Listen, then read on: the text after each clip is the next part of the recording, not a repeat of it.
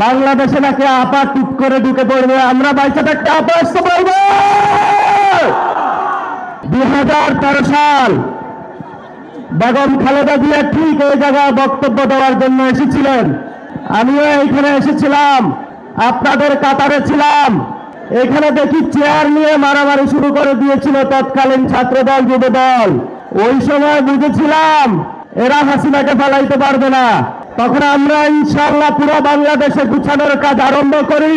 17 বছর লেগেছে, সকল দল মিলে ফ্যাসিবাদী সরকারকে বাংলাদেশ থেকে বিতরণ করেছে।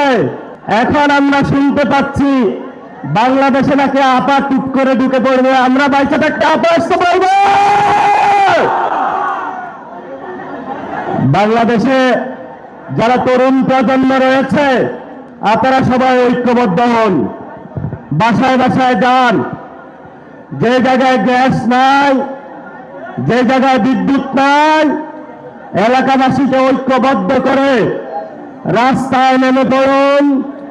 সরকার বলছে ভারত থেকে ডিজেল নিয়ে আসবে, তেল নিয়ে আসবে, ভারত আবার ইরান থেকে নিয়ে আসে।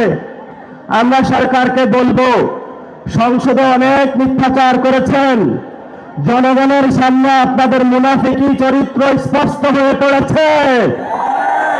এখন হলো যদি আমাদের টান দেওয়ার সুযোগ এসেছে, আমরা স্পষ্ট জানিয়ে দিতে চাই, গ্যাস দে, বিদ্যুৎ দে, নাইলে যদি ছাইরা দে।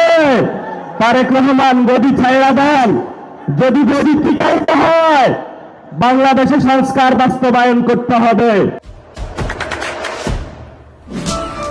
দেশে দেশে সবার সাথে দ্য নিউজ।